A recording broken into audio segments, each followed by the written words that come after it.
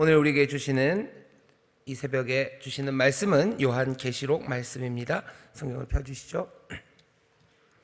요한계시록 1장서부터 1장 1절부터 8절까지 말씀입니다. 요한계시록 1장 1절부터 8절까지 말씀입니다.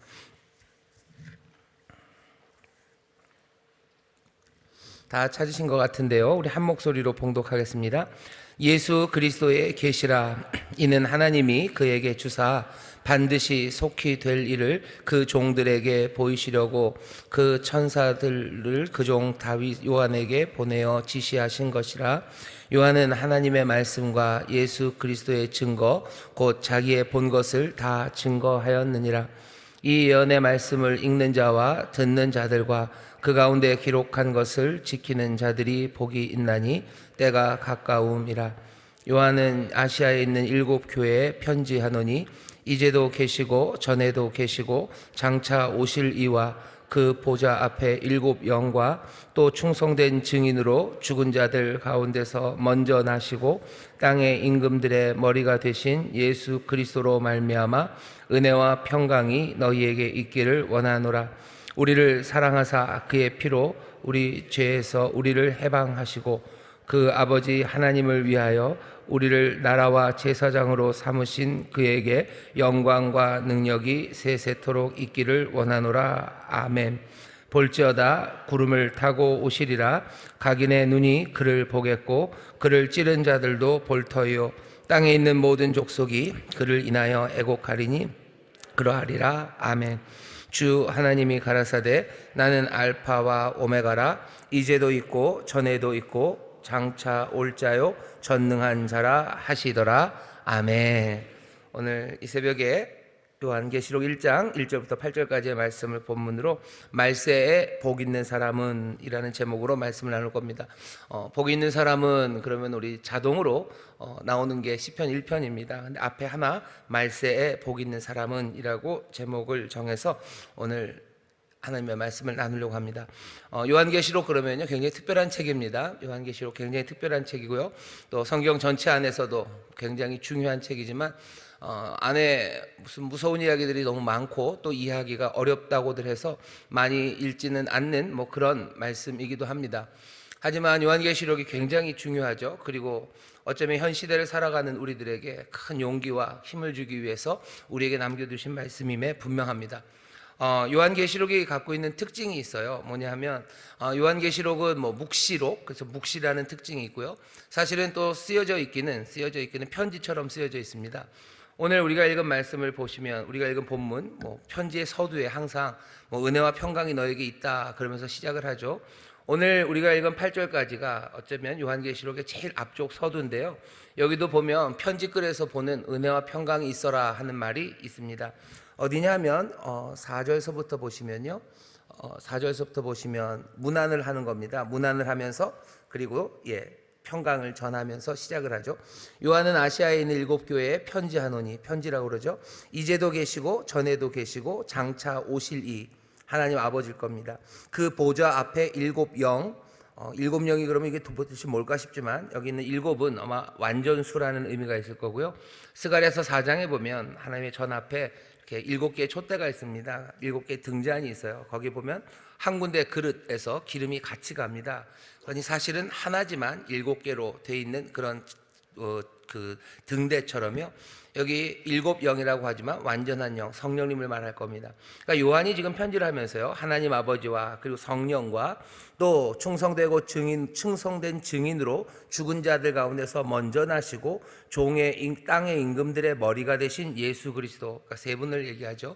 하나님 아버지, 성령, 그리고 예수 그리스도로 말미암아 은혜와 평강이 너희에게 있기를 원하노라라고 하면서 지금 문안하고 축복하며 편지를 시작하는 겁니다. 그러니까 요한계시록은 편지처럼 쓰여졌어요. 나중에 7 교회에 보내는 편지의 내용도 있고요. 나중에 3장이 지나고 4장이 되면 7 교회라는 이야기는 좀 사라집니다. 하지만 모든 교회에 보내는 편지가 됩니다. 그러니까 7 그 등대 서 있는 것처럼요. 뭔가 7개를 말하지만 전체 교회에다가 전하는 편지입니다. 그러니 편지는 뭔가 목적이 있기 때문에 편지를 보냅니다. 분명한 목적이 있어서 편지를 보내는 거죠.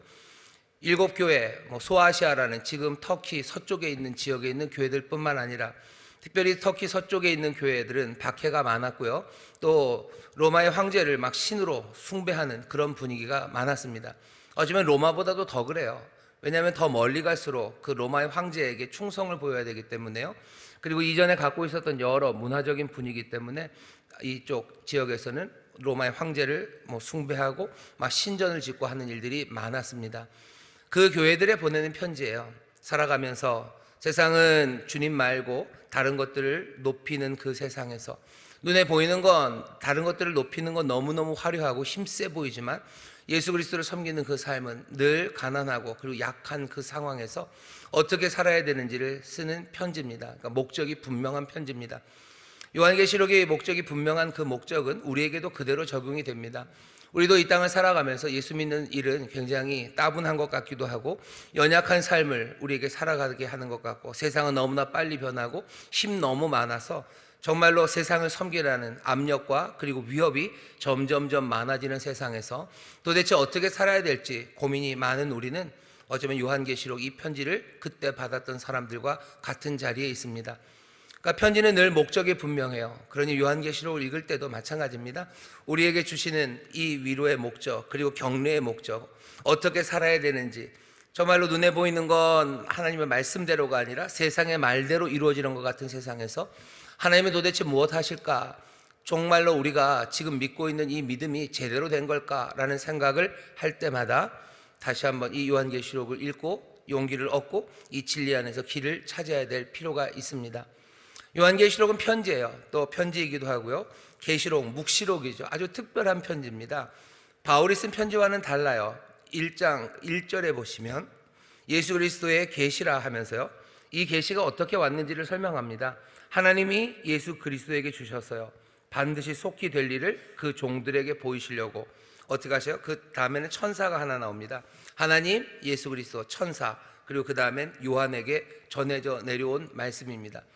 그러니까 이런 식으로 쓴 곳은 없어요. 하지만 이 처음 시작은 요한복음을 많이 닮았습니다. 요한복음 보시면 태초에 말씀이 있었죠. 이 말씀이 하나님이시죠. 그리고 그 말씀이 빛이고 생명이신데 그 말씀이 이제 이 땅에 육신을 입고 내려오십니다.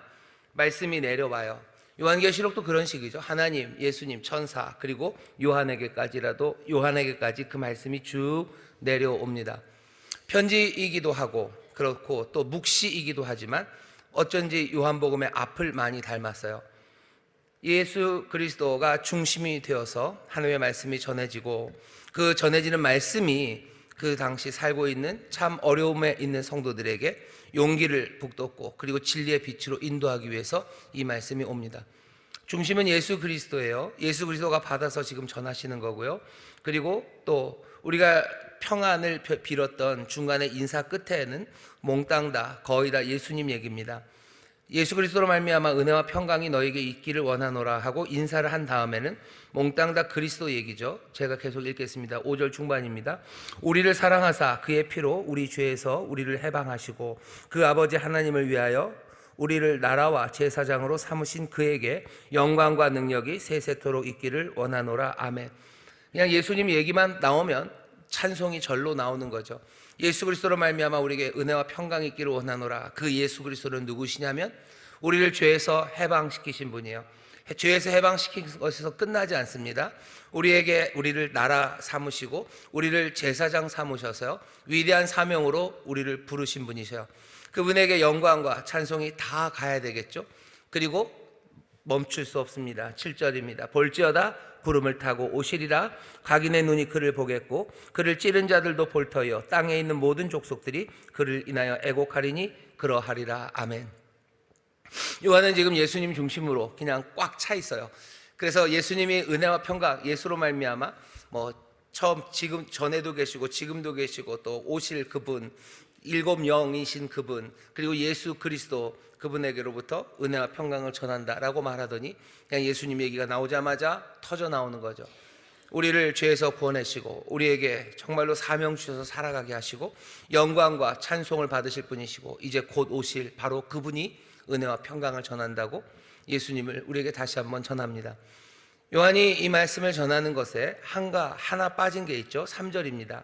3절 보시면 이 예언의 말씀을 읽는 자와 듣는 자들과 그 가운데 기록한 것을 지키는 자들이 복이 있나니 때가 가까움이라. 3절 말씀은 조금 또 이상해요.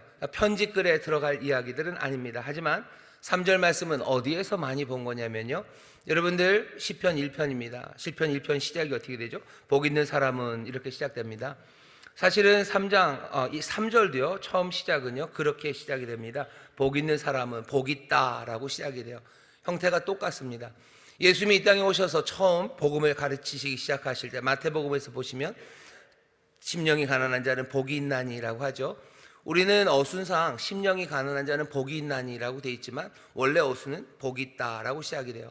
시편 처음 시작도 복 있다, 복되도다 이렇게 시작되고 마태복음도 그렇게 시작됩니다.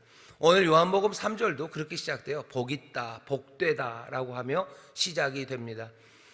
요한계시록 그래서 제가 말씀을 준비하면서 보니까요, 요한계시록 앞에는 뭐가 많이 들어있어요. 그냥 시편의 처음 시작이 들려오고요, 그리고 성도들이 많이 읽어봤던 편지들, 사도들이 보냈던 편지의 그 앞면이 앞이 있고요, 요한복음의 말씀이 이 처음 시작이 여기에 담겨져 있습니다. 계시가 우리 가운데 내려오고 복 있는 사람에 대한 찬송이 내려오고 그리고 우리에게 은혜와 평강을 전하는 그 인사가 우리에게 들려옵니다. 오늘 우리가 주목해서 보고 싶은 건 3절 말씀입니다. 3절 말씀이에요. 요한계시록, 정말로 고난 가운데 있고 어려운 상황에서도 하나님의 말씀을 지키려는 사람들에게 지금 이 편지가 오는데, 하늘로부터 오는 이 편지가 오는데 우리에게 전하는 말씀이 있는데, 어쩌면 그 한중간에는 3절 이 말씀이 있는 겁니다. 어려운 시절을 살아가는 사람들, 그 사람들 복이 있다라고 말하는 거예요. 너희들이 복이 있다, 말세에 복이 있다. 그리고 그 복은 어떻게 임하는지를 우리에게 알려줍니다. 오늘 우리가 요한계시록을 받아보는 사람들과 같은 시절에 살아가고 있어요. 우리는 하나님의 말씀이 우리 가운데 옴을 압니다. 예수 중심으로 살아가요. 주님을 찬송하며 살아갑니다. 그런 우리에게 요한이 제일 먼저 들려주고 싶은 이야기는 3절, 이 예언을 내 말씀을 읽는 자와 듣는 자들과 그 가운데 기록한 것을 지키는 자들이 복이 있나니 때가 가까움이라. 복 있다라는 이 말씀을 여러분들 먼저 들으시기를 주의 이름으로 축원합니다. 여러분들이 복 있는 사람들인 줄 믿습니다. 옆에 있는 분들에게 얘기하셔. 복 있는 사람입니다. 복 있는 사람입니다. 복 있는 사람입니다. 산상수훈의 처음 시작처럼 복이 있나니, 심령이 가난한 자는 복이 있나니, 애통하는 자는 복이 있나니 하는 것처럼 여기도 마찬가지예요. 복이 있나니, 누가 복이 있습니까? 이 예언의 말씀을 읽고 듣고 그리고 그 말씀을 따르는 사람, 그 사람들이 복이 있습니다. 복이 있다는 것에 대해서 조금 설명이 필요합니다. 여기 복이라고 말하는 이 이야기는 당연히 요한은 유대인입니다. 산상수훈에서 뭐 팔복을 말했던, 그 팔복을 전했던 마태도 당연히 유대인이고요. 유대인들은 복에 대해서 생각이 다른 사람들과는 좀 다릅니다. 다른 문화와는 달라요. 히브리 말로 복이라는 단어가 바라크인데요, 바라크 이렇게 되어 있습니다. 바라크가 갖고 있는 그냥 기본적인 뜻은요, 무릎을 꿇는다는 거예요. 복이 무릎을 꿇는 거라고요? 예, 그렇게 이해를 합니다.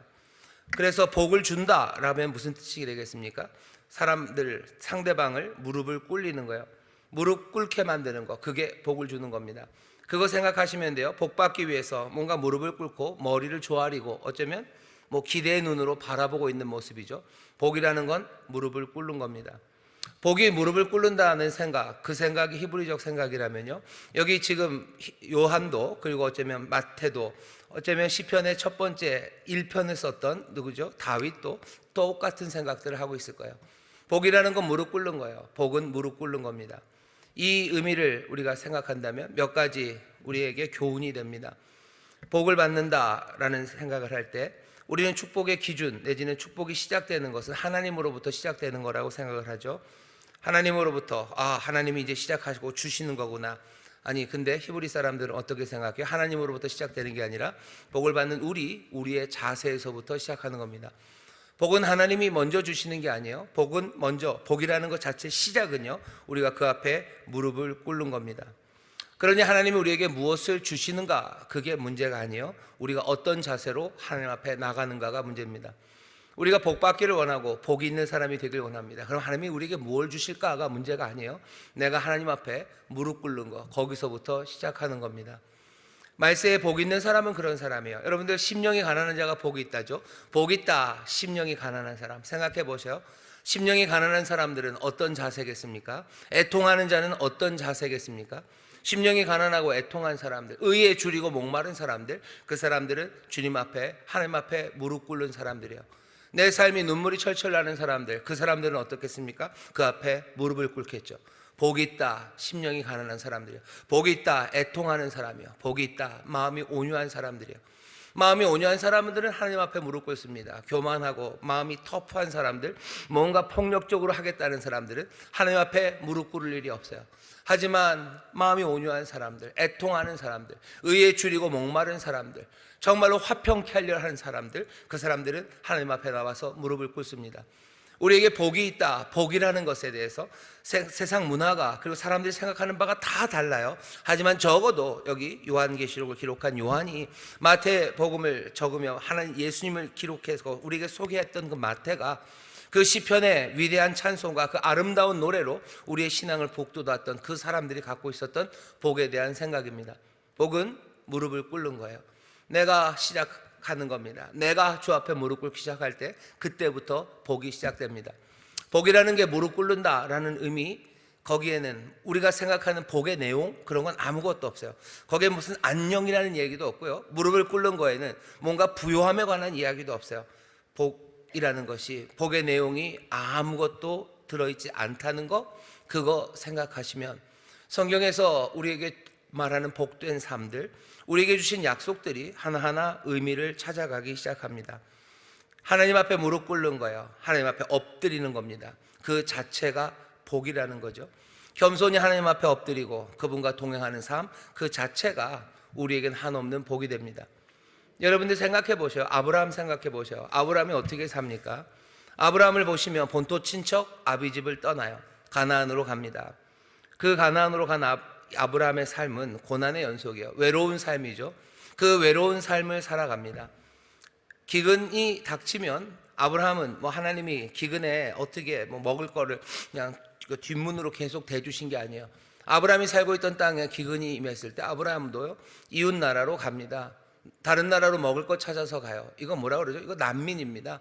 그냥 환경적인 재난, 그런 기후적인 재난 때문에 그냥 초토화된 그 땅에서 살 수 없어서 이곳저곳으로 다니는 그런 난민들이 있어요. 아프리카 지역에 그런 어려운 일들이 많습니다. 그럼 이 부족 저 부족으로 막 떠나가는 사람이, 아브라함이 그랬어요.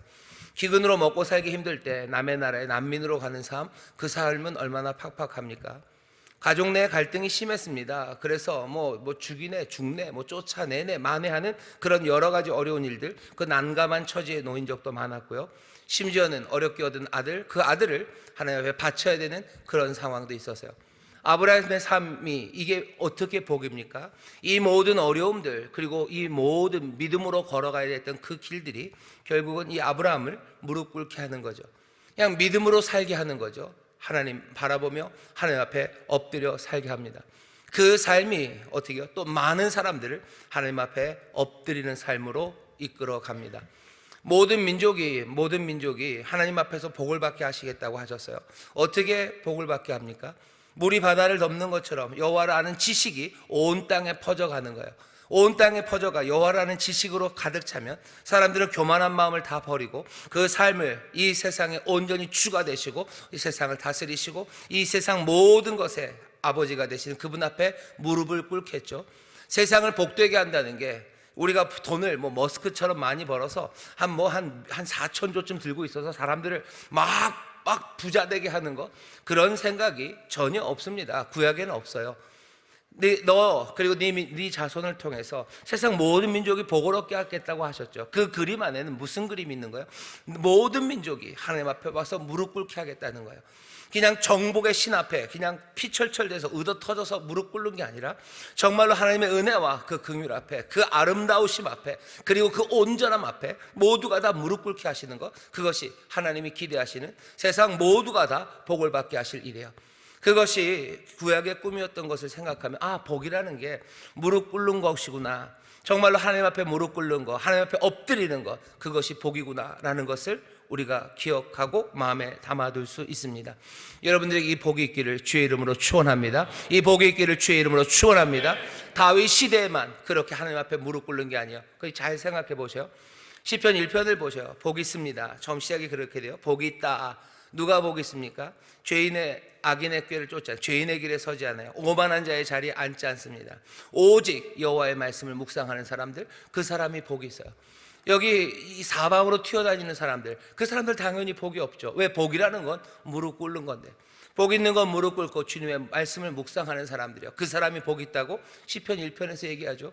거기에는 일단은 없어요. 뭐가 잘 되고 그런 거 없습니다. 그 뒤에는 그냥 있는, 그 뒤에는 시절을 쫓아 과실을 맺고 잎사귀가 마르지 않고 시냇가에 심은 나무처럼 그렇게 든든히 서 있는 사람, 그 사람이 복 있는 사람이라죠. 오늘 여기 요한계시록에서 요한이 말합니다. 복이 있다, 복이 있다. 누가 복이 있습니까? 이 예언의 말씀을 읽는 자, 그리고 듣는 자, 그 가운데 기록된 것을 지키는 자들이 복이 있습니다. 무릎 꿇은 사람이 읽는 것 같아요. 잠깐 그 생각을 두셔요. 복 있는 사람이 여호와의 말씀을 묵상하죠. 그러니 여러분들 어떻게 하셔야 돼요? 이 예언의 말씀, 어쩌면 요한계시록 자체일 수 있습니다. 이 요한계시록을 읽고 또 이것을 듣고 이것을 따르는 사람이 복이 있어요. 잠깐 여담처럼 말하면 요한계시록에도 따르는, 뭔가 살아가야 되는 방식을 분명히 알려줍니다. 읽고 듣고 따르는 사람이 복이 있어요. 요한계시록만 그렇습니까? 아니에요. 왜냐하면 요한이 그냥 이 책이라고 하지 않고요, 예언의 말씀들이라고 얘기합니다. 예언의 말씀들은 요한계시록만 그런 건 아니죠. 구약성경 그 앞에 있는 이 모든 우리가 들고 있는 이 말씀이 예언의 말씀들이에요.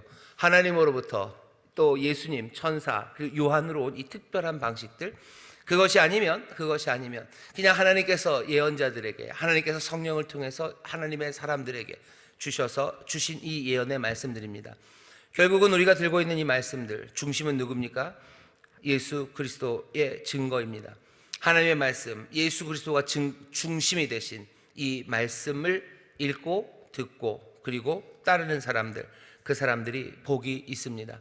여러분들 마음에 결심을 하셔요. 이 말세에 우리가 복 있는 사람, 정말로 복 있는 사람을 여러분들이 그렇게 생각하신다면 어떻게 해요?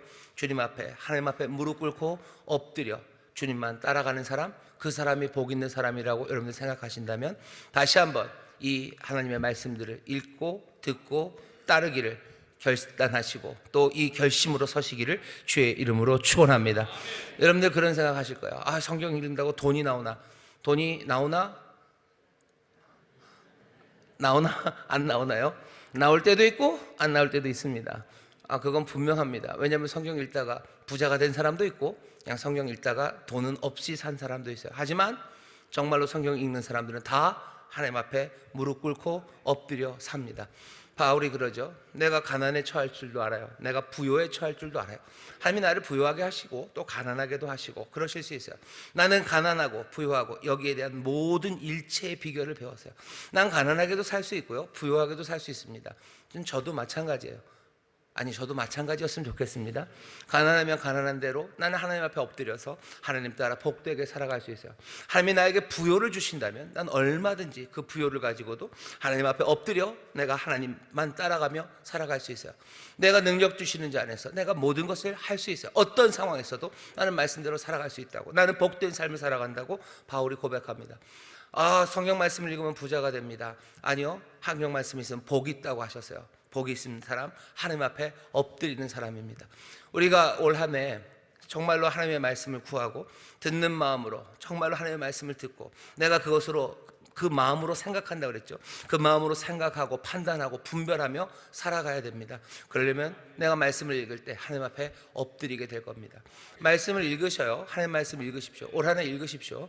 엎드려서 읽으셔요. 엎드려서 읽으려니까 책상에서 읽지 말고 그냥 방바닥에 엎드리라는 건가, 그렇게라도 말씀을 듣고 순종하려는 사람들은 복이 있습니다. 하지만 읽는다는 이야기는요, 말 그대로 읽기 시작하십시오. 겸손하게 무릎 꿇고 읽으셔요. 내 삶을 복 주시는, 내 삶을 정말로 무릎 꿇리시는 내 하나님 앞에, 복 주시는 하나님 앞에 복을 기대하며 내가 말씀을 읽는다는 것, 내가 이 말씀을 읽으면 하나님이 나를 하나님 앞에 무릎 꿇게 하실 거예요.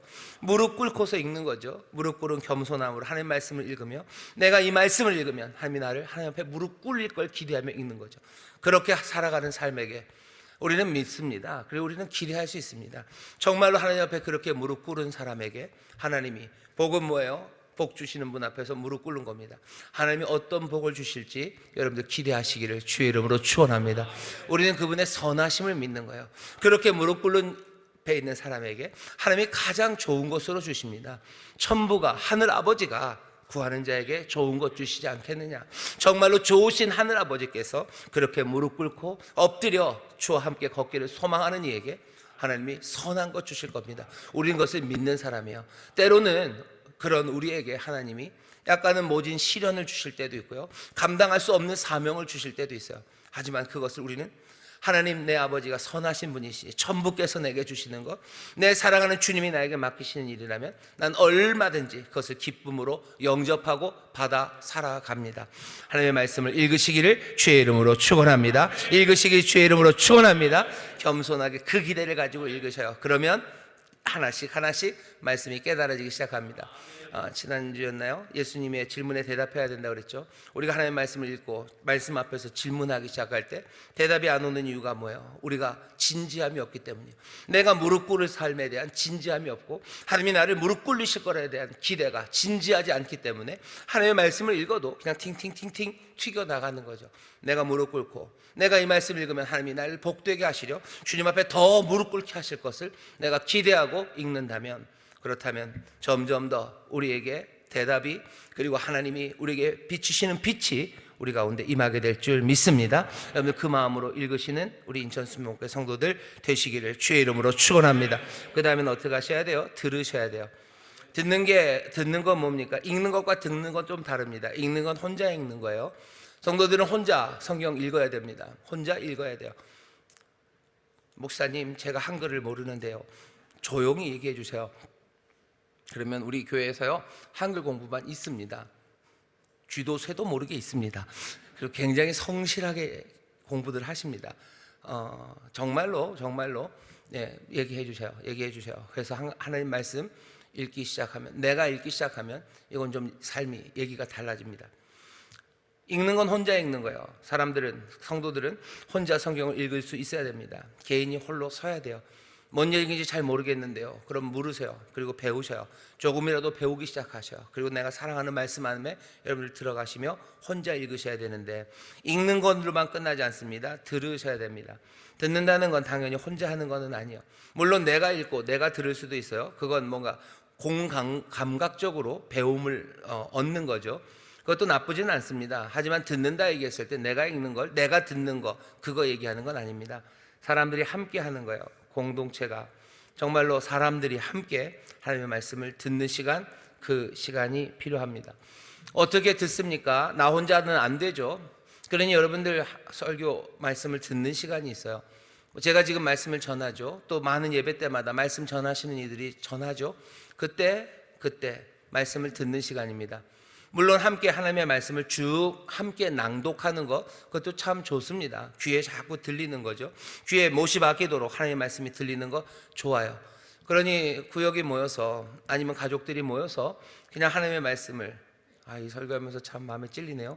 가족들이 모여서 TV를 보고 시트콤을 보는데 하나님의 말씀을 그냥 쭉 같이 읽어가는 시간들, 그런 시간들은 없는 것 같아요.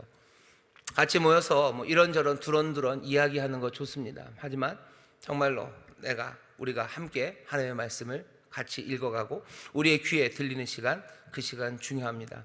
여러분들 이런 은혜도 누리게 되시기를 주의 이름으로 축원합니다.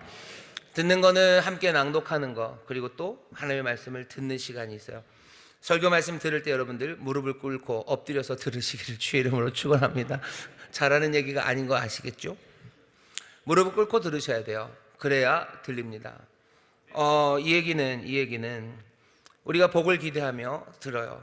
내가 이 말씀을 들으면 나에게 복이 있나니라고 하셨죠. 복 있는 내가 이 말씀을 들으면 나는 복 있는 사람이 될 겁니다. 주님 앞에 무릎 꿇고 나와 내가 그 말씀을 들으면 나를 어떻게 해요? 더 무릎 꿇게 하시고 나를 더 엎드리게 하실 것, 그것들을 기대하며 나오는 거예요. 내가 주 앞에 그렇게 엎드리는 삶이 내 삶의 복이기 때문입니다. 그러니 여러분들 목사 말 잘 들으시기를 주의 이름으로 축원합니다. 이거 웃으면서 하면 안 됩니다. 목사 말 잘 들으셔요. 목사 말 앞에 무릎을 꿇으셔요. 기분이 나쁘시기 시작하시죠. 사실은 목사 아니면 말씀을 전하는 사람도 마찬가지입니다. 전하는 자나 듣는 자나 다 무릎 꿇고 엎드려야 되는 거죠. 말씀 전하는 사람도 무릎 꿇고 전해야 돼요. 여기 높은 데 서 있다고 해서 내가 높은 사람인 것처럼 말하는 사람들은 그건 복 있는 설교자는 아닙니다. 복 있는 사람은, 복 있는 말씀 전하는 사람은 무릎을 꿇는 사람이에요. 그리고 이 말씀을 전하고 나도 주 앞에 더 무릎 꿇을 것에 대해서 기대해야 됩니다. 여러분들 말씀 듣는 시간에 하나님의 말씀 앞에 무릎을 꿇기 위해서는 어쩔 수 없어요. 전하는 사람, 누군가가 스피커가 있습니다. 그러니 이 스피커를 너무 많이 욕을 하면요, 여러분들이 무릎을 꿇기가 어려워요. 그게 사실입니다. 그러니까 사실은 목사님 욕 많이 하는 사람들 치고 말씀 앞에서 삶이 변하는 사람들, 그런 사람들은 없어요. 반대로 목사나 말씀을 전하는 사람들이 가지는 책임입니다. 욕먹을 짓 많이 하면요, 사람들을 하나님 앞에 무릎 꿇는 그 복, 그 은혜로 가지 못하게 합니다. 그러니 정말로 그 양떼들을 사랑한다면 목사는 욕먹을 짓을 하면 안 돼요. 교회가 점점점 어려워지고 하나님의 복이 떠나는 것 같은 건 이 순환이 악순환으로 빠져들어갔기 때문입니다. 이런저런 이유로 욕먹어요. 그러니 듣는 사람들이 하나님 말씀 앞에 무릎 꿇을 수 있는 기회가 적어지는 겁니다. 그렇게 소위 말해서 전문용어로 씹어댔는데 무슨 그 사람이 하는 말 앞에 무릎을 꿇겠습니까? 그러니 악순환이요. 계속해서 악순환 그러면서 점점점 무너져 가는 겁니다. 악순환을 선순환으로 바꾸려면 어쩔 수 없어요. 기아를 다시 하려면 뭔가 삐걱거리는 멈춤이 필요하죠. 멈추고 다시 가기 시작해야 됩니다. 사람의 힘으로 되지 않아요. 왜? 세상은 관성이에요. 세상, 뉴턴 선생이 얘기하셨어요. 이 물리학의 법칙은 변하지 않습니다. 관성은 계속해서 가는 힘이죠. 하지만 세상을 주관하는 이가 세상을 멈추시는 거예요. 세상을 멈출 만큼의 능력과 은혜가 있어야 이 악순환이 다시 선한 것으로 돌아가기 시작합니다. 예수님께서 십자가에서 하신 일은 세상을 멈춰 세우신 거예요. 가던 역사를 거기서 멈춰 세웁니다. 우주가 멈추는 거예요. 역사의 흐름이 멈추는 거예요. 그리고 그것을 뒤집으신 거죠. 우리 안에 말씀을 정말로 듣는 선순환을 위해서는 모두가 다 십자가 앞에서 십자가의 그 능력을 믿으며 우리가 그 말씀을 듣는 자리로 나와 정말로 듣는 자가 복이 있다는 그 말씀이 이루어지기 시작해야 합니다. 주의 십자가 앞에서 어쩌면 용서하시고 십자가 앞에서 더 사랑하심으로 우리가 말씀을 전하는 자리마다 정말로 무릎 꿇고 더욱 무릎 꿇는 그 복된 역사가 일어나기를 주의 이름으로 축원합니다. 주의 이름으로 축원합니다. 이건 담임 목사만의 이야기는 아닙니다. 교역자들도 마찬가지예요. 여러분들이 또 말씀을 전해야 되는 자리가 있어요. 구역원들에게 전해야 될 때가 있어요. 어떤 때는 믿지 않는 이들에게 말씀을 전해야 될 때가 있습니다. 말씀을 전할 때도 마찬가지야. 말씀을 듣는데 여러분들이 전해야 되는 그 사람에게서 늘 욕만 먹고 살았던 사람이에요. 내가 그렇게 맨날 저 친구들, 내가 전하는 친구들에게서 맨날 쟤는 뭐냐라는 얘기 들은 사람이 하나님의 말씀을 전하면 이 사람들이 복 있는 자리로 오겠습니까? 무릎을 꿇고 엎드려 그 말씀을 듣겠습니까? 물론 말씀의 능력이 있어서 그 앞에 엎드려지긴 하겠지만 정말로 사랑한다면 정말로 사랑하고 복 있는 사람, 무릎을 꿇은 사람이 듣는 거예요. 그래야 더 무릎 꿇는 자리로 가는 겁니다. 그러니 전도하는 데도 마찬가지예요. 내가 말씀을 전하는 자 돼서 말씀이 들려져야 내 삶에 복이 임한 것처럼 저 사람들도 복이 있나니의 삶이 될 텐데, 내가 정말 저들을 사랑한다면 내가 말씀을 전할 수 있는 사람, 저 사람들에게 그렇게 무시당하지 않는 사람 되려는 그 노력들이 필요합니다. 2025년 한 해 우리 사랑하는 성도 여러분들 말씀을 들으셔서 정말로 복 있는 삶 살아가게 되시기를 주의 이름으로 축원합니다. 말씀을 잘 전하는 분들 되셔서 복 있는 사람들 만들어가게 되시기를 주의 이름으로 축원합니다. 그 다음에 뭐예요? 따르는 거죠. 그 중에 있는 그 하나님의 말씀을 따라가기 시작합니다. 순종하기 시작하는 거예요. 말씀에 순종하십시오. 그러면서 어떻게 해요? 하나님 앞에 무릎 꿇으셔요. 이 일이 왜 그렇습니까? 때가 가깝기 때문입니다. 때가 가까웠다. 이 때는 어떤 때인지 우리가 아시죠? 주님이 오실 때입니다. 정말로 하나님의 모든 뜻이 완성되는 그때예요. 하지만 그때는 동시에 고난의 때입니다. 고통받는 때예요. 동시에 그때는 삶이 어려워지는 시간입니다. 고통받는 때, 삶이 어려워지는 때, 또 동시에 우리에게 무릎 꿇으라고 하는 소리가 들려오는 때예요. 악한 영들이 우리를 제압하려는 때예요. 왜? 악한 영들이 하는 건 우리가 복되게 하려는 게 아니라 복에서 멀어지게 하는 거죠. 복된 삶이 하나님 앞에 무릎 꿇는 거라면 우리를 죽이고 멸망시키는 건 어떻게 하는 거예요? 하나님 앞에 무릎 꿇지 못하게 하는 거예요. 하나님 앞에 무릎 꿇지 못하게 하려고 어디요? 다른 것에 무릎 꿇게 합니다. 다른 것에 무릎 꿇은 사람들은 하나님 앞에서 무릎 꿇을 수가 없게 되는 거죠. 이 때가 가깝습니다. 아니, 왔습니다. 지금은 우리의 무릎을 꿇리겠다고 온 세상이, 악한 것들이 지금 난리를 치는 세상이요. 로마의 시대가 그랬죠. 이 요한계시록이 쓰여져서 이 편지가 전해졌던 그 시대가 그런 때입니다. 주님이 다스리는 때, 하지만 고통받는 때, 세상은 세상에 무릎 꿇으라고 악다구니를 치고 위협하고 우리를 유혹하는 그때, 바로 그때입니다.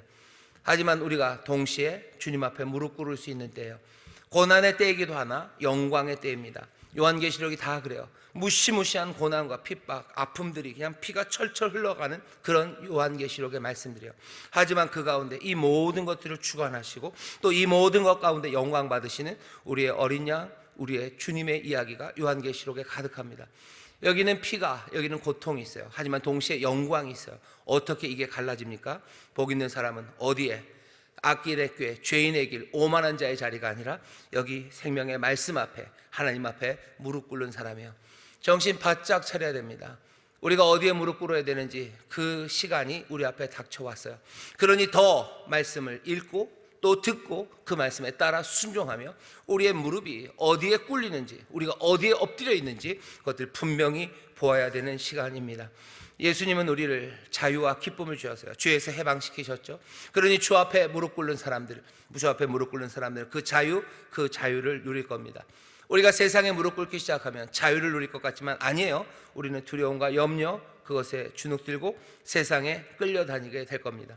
말씀을 읽고 잘 듣고 그리고 따르면서 여러분들 하나님 앞에 무릎 꿇기 시작하셔요. 그래서 세상에 끌려다니고 세상에서 두려움으로 살지 마시고 주님이 주시는 자유와 기쁨으로 사십시오.